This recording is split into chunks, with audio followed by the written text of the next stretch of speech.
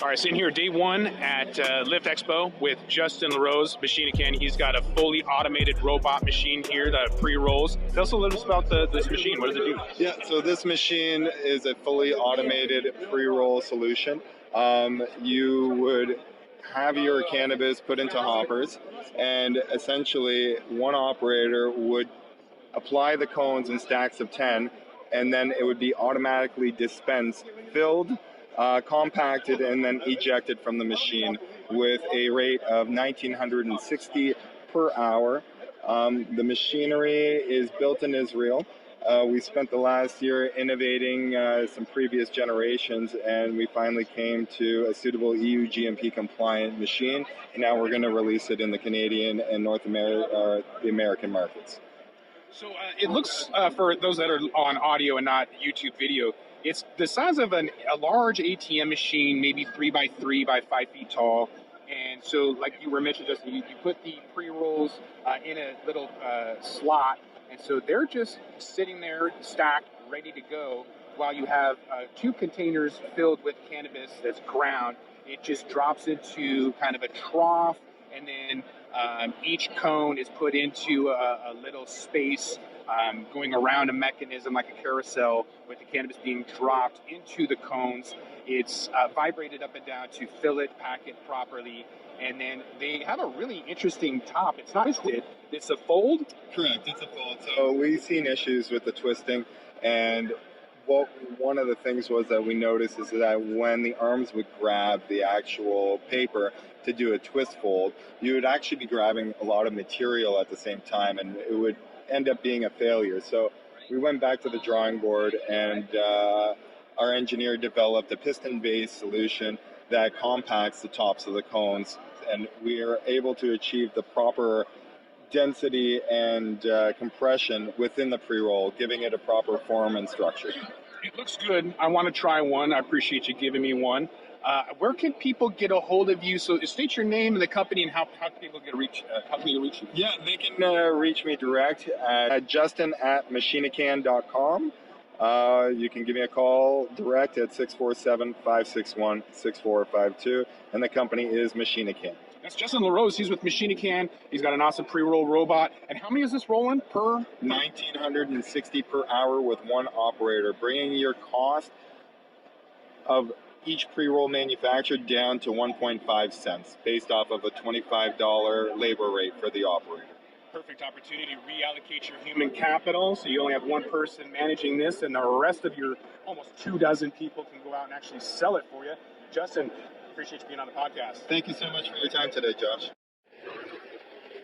All right, this is day one at the Lift Expo in Vancouver. I'm here with Liz Stahura. She's with BDS Analytics. Liz, thanks for being on the podcast. Thanks for having me.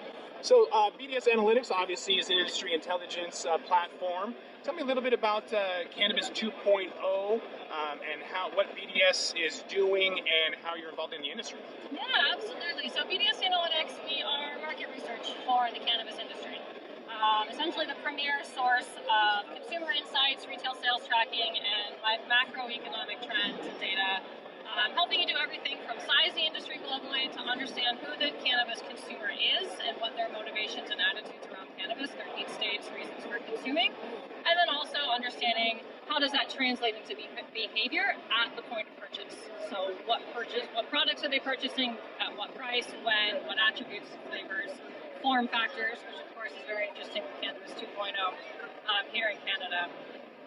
So we are a U.S.-based company, but we've been up here in the Canadian market for about a year and a half now, and we'll be launching our retail sales tracking product later this year. So we're very excited to be able to start to pair the consumer data that we have, the macroeconomic data that we have, telling you how big the market is, and again what the consumer's doing, with that retail sales tracking data in Canada. To start to triangulate the similarities and the differences between the various U.S. markets, all the different states, and the various Canadian markets. That's exciting because there's a lot of reports out there that companies are doing, but you have to infer from that data what the purchasing decisions are based on. You can get a lot of that seed to sale tracking information on what's being purchased, but not necessarily why. That's a huge differentiator for BDS Analytics to provide that data so that they can, producers, processors, retailers, whatever, can fully utilize that for their own specific niche. Where do you see the Canadian market going now that 2.0 is released? You have derivatives, extra products. Is it going to be following some of the US's leads, or is there some new stuff? Is it trending, or are there anomalies? What's happening in the market? Yeah, I think there's certainly going to be similarities in the market. BDS Analytics, we have a saying around the office that consumers behave more similarly than they do differently.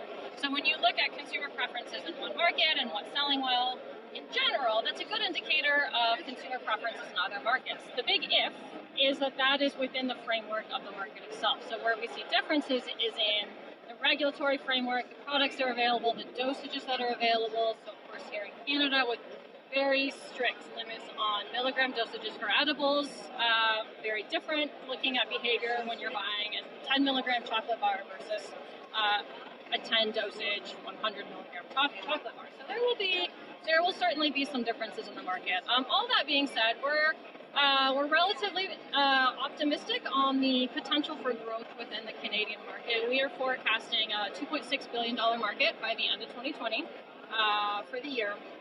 And that does take into account, of course, the increase on the derivatives products. Now, the big if there is that forecast was built out before the vape crisis and before some of their reactions to the provinces to that crisis. So our analysts are taking a look at the data. We're getting ready to release our updated information. So stay tuned on to whether or not they decide to adjust the market in terms of the vape product specifically, just based on some of the bans, and then of course here in BC, the additional tax that certainly can impact consumer behavior. As a sort of a surrogate market to BC, if you think about the California market, where there is also a very thriving legacy market, we see in California the additional retail price load for a regulated product, a regulated gram of flower, is about 77% versus going into a legacy shop.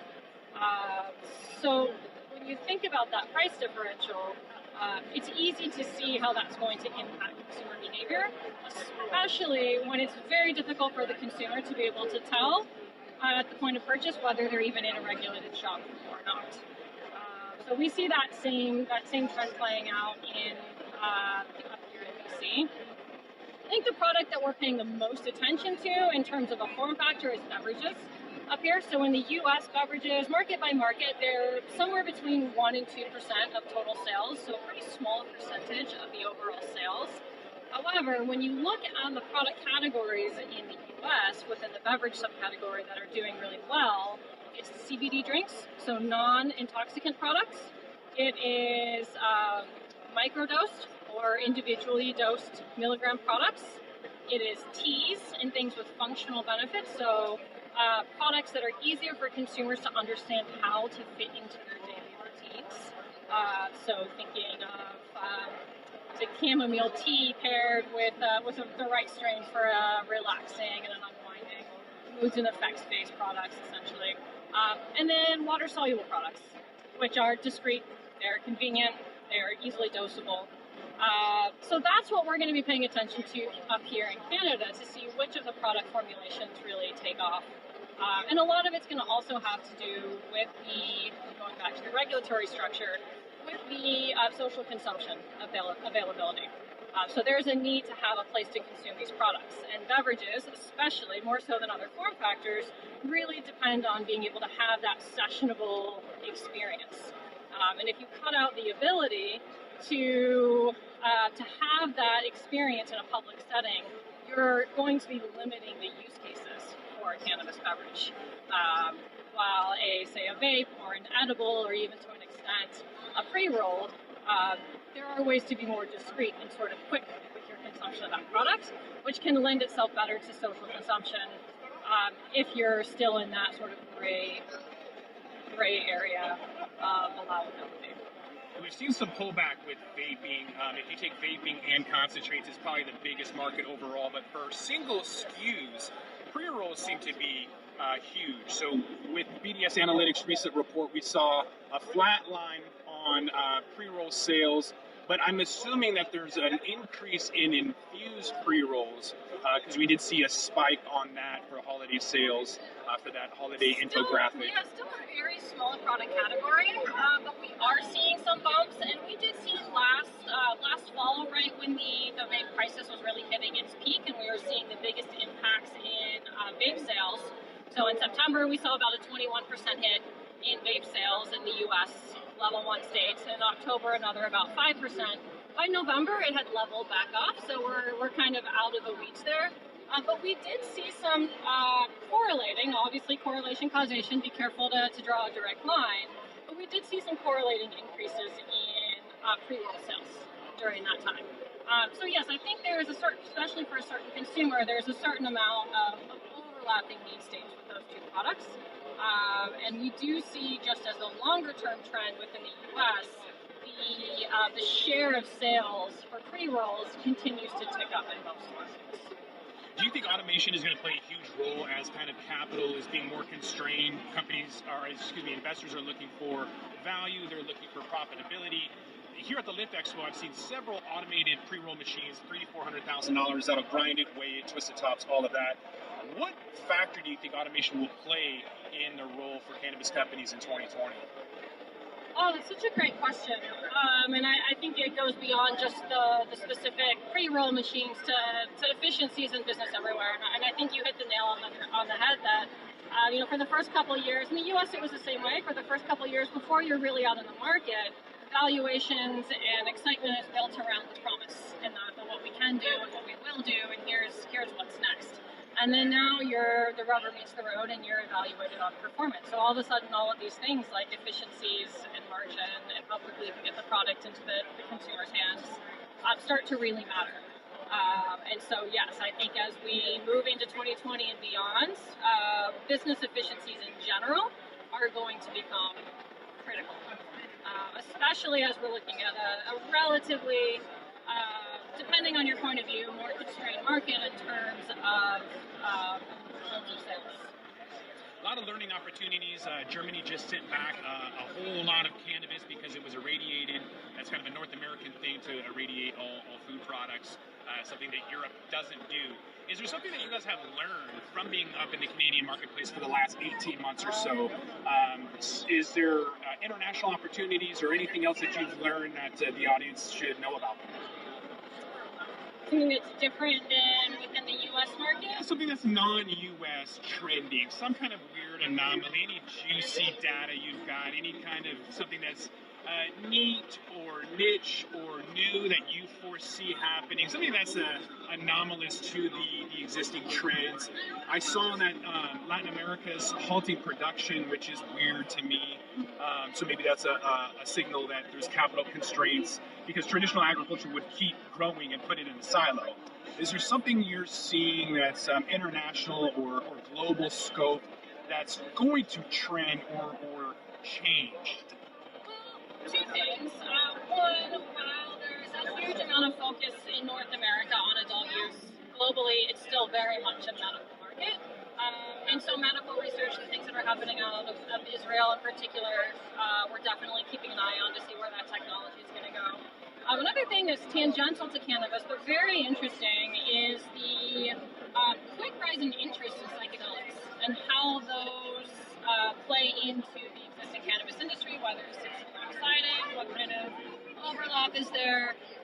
We're seeing a lot of initial interest in that as sort of the next frontier, and so that's a whole new area to go down there. Much smaller, I believe, more of a niche industry. That's interesting. We'll have to report back to the Talking Hedge and see if that comes to fruition or not. But Liz, with BDS Analytics, I appreciate you being on the podcast. How can people get a hold of you guys?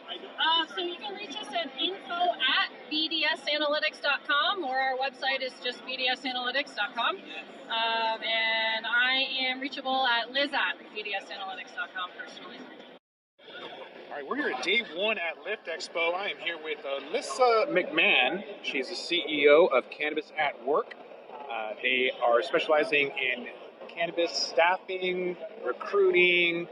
Tell me a little bit about yourself or the company, what you guys do. Yeah, so we have been around since 2015, with a big focus on Canadian market share. And so we've worked through the last few years in the growth cycle in the Canadian market, helping a lot of the licensed producers and retailers, ancillary businesses ramp up through recruitment and HR services. And we focus a lot on professional technical roles and hire. So a lot of cultivation roles, quality assurance, extraction, as well as like management, director level, C-suite placements. So how has recruiting been, given that there's been a 60% retracement last year, a lot of stocks have fallen off, and some of the hype or speculation has dwindled as some of these stock prices have decreased. Have you seen a relatable correlation in the decrease in amount of people wanting to work in the cannabis industry as a result of that stock price decreasing, or is it still the same, or what are the levels of recruiting and excitement? Yeah, so I mean, I think in some ways a lot of these changes are pretty recent. So I think we're still kind of in the thick of seeing, what the longer term impact of that is going to be.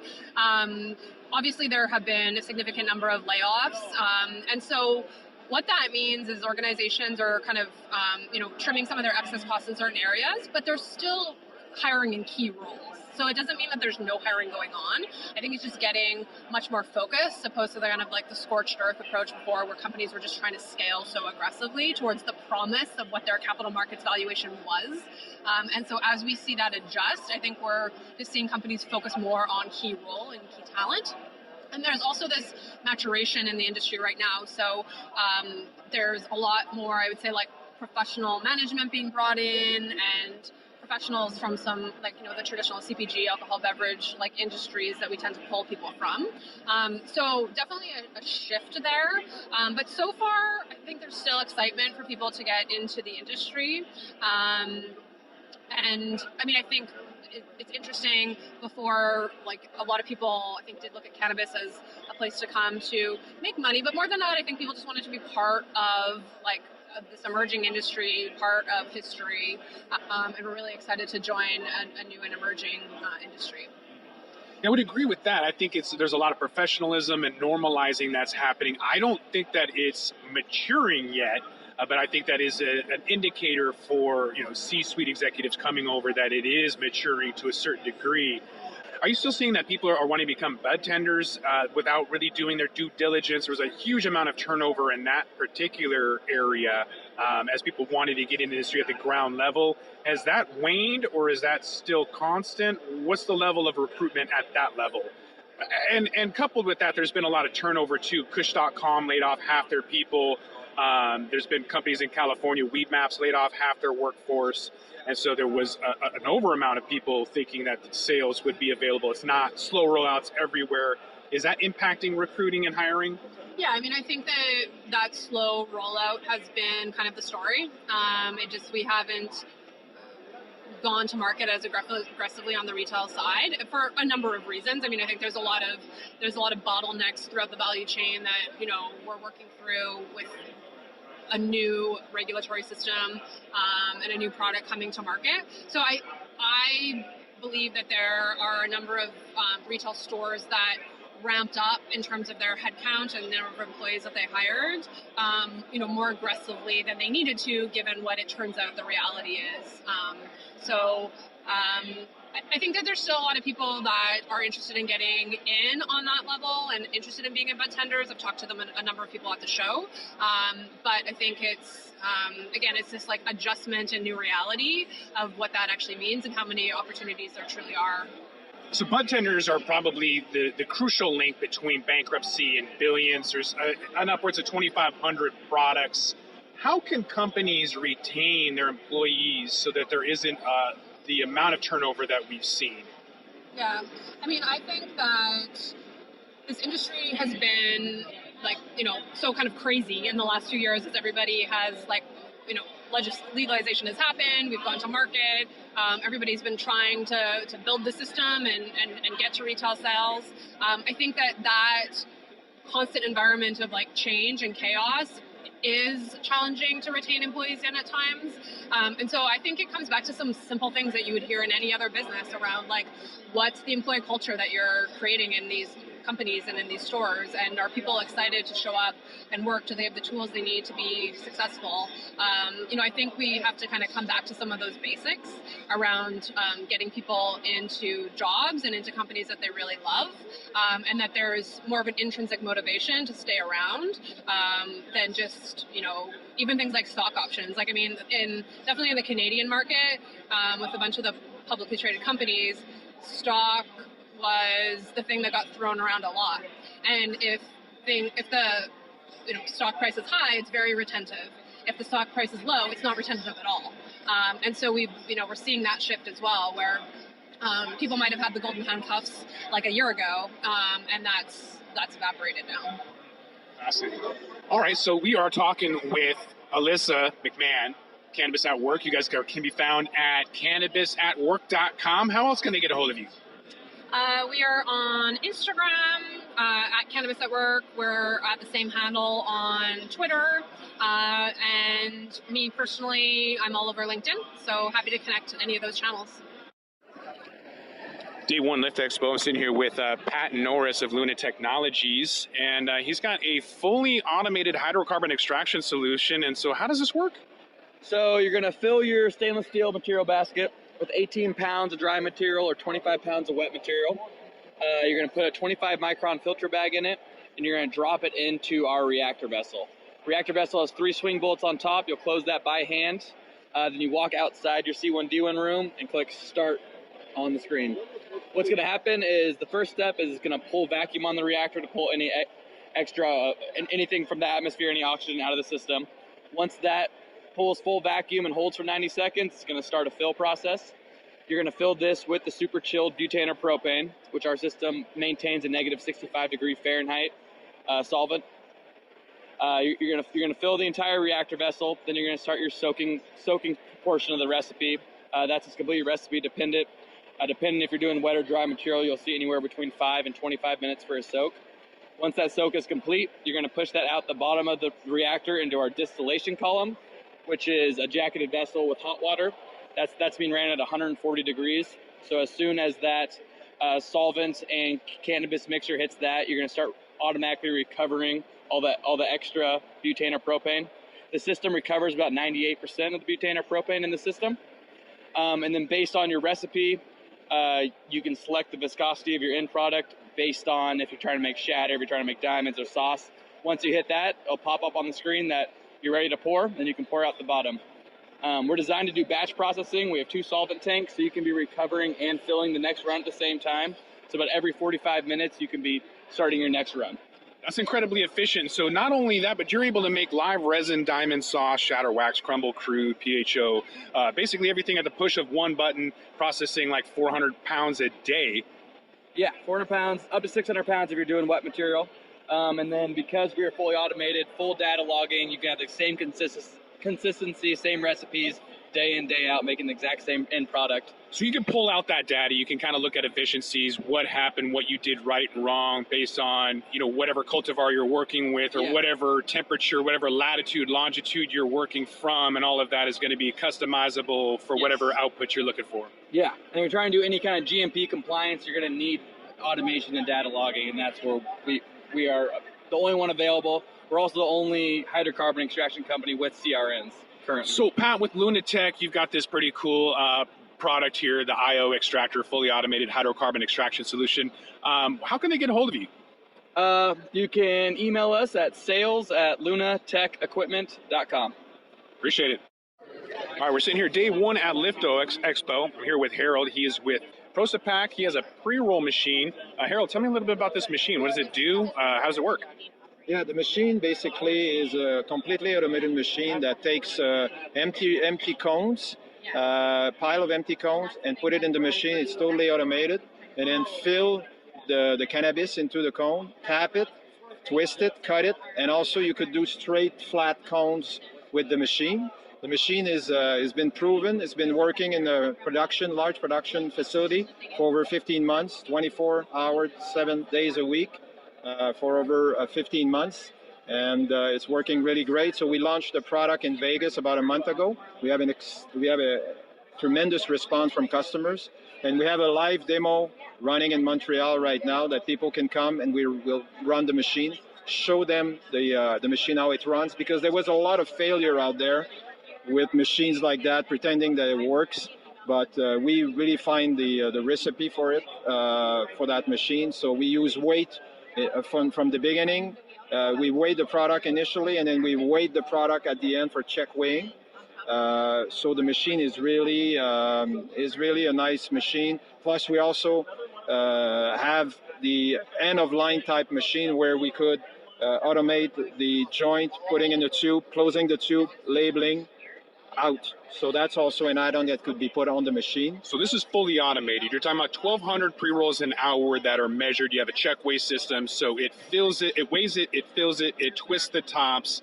It's 2 cents for production cost per pre-roll. You're going to replace like maybe 24 people. Yeah. And this is something that you've been testing 24/7 for several months now? Oh yeah, several months. It's been running there for over about 15 months. And we had our people there for over 9 months running the machine, testing it, because initially we did the R&D in our shop to test everything. And then we went on site for about over 9 months to fine-tune the machine back and forth to finally got the right recipe.